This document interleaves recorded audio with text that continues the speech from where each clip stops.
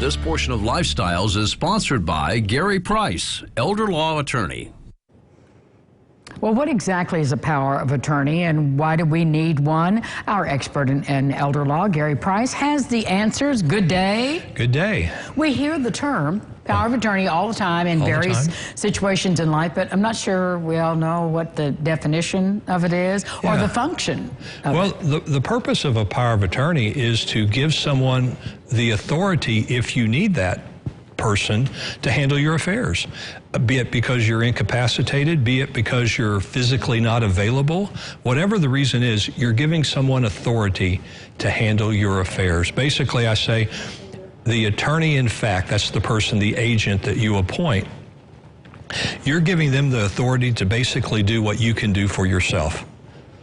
And probably when you hear it in a question, do you have a power of attorney? Exactly, and that's exactly right. And so everyone needs a power of attorney. Everyone needs it.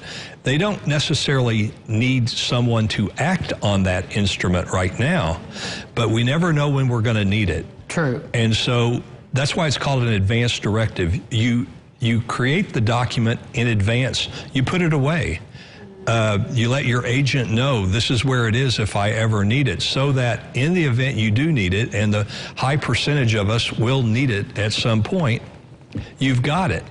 If you don't have it, then what do? You have to get the court involved and go through the guardianship. Which is slow, and you might need action, right? Yeah, well, you can get an emergency order, but this costs, this gets the court involved, it gets attorneys involved, it costs money. You can avoid that expense by getting a power of attorney in the first place. Well, what's the breadth of it, Gary? I mean, what does it cover? How big a scope is and power does it have? Well, it covers your financial activities. It covers your medical activities. So it can, now that's a general power of attorney. You can limit it. I've done power of attorney instruments for someone who it's limited to handle just the transaction related to the sale of their home. But a general power of attorney protects or allows for the agent to perform all financial activity on your behalf, make medical decisions on your behalf. And how do they have, let's say it's you don't have any children or whatever, it's your best friend.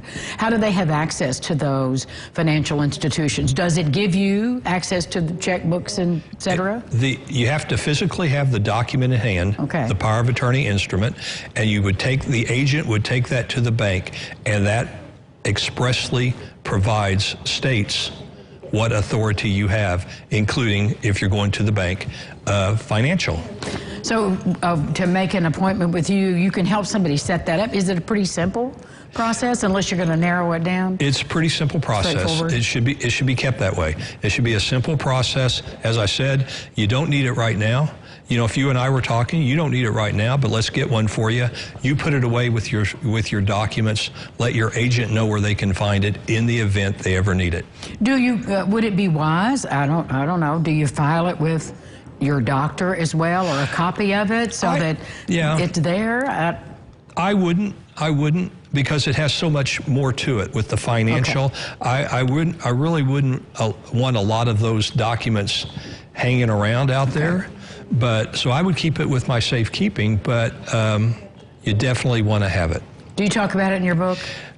Vaguely. It's certainly an issue with Medicaid. It's certainly an issue with estate planning, but just get your power of attorney. How do we get the book?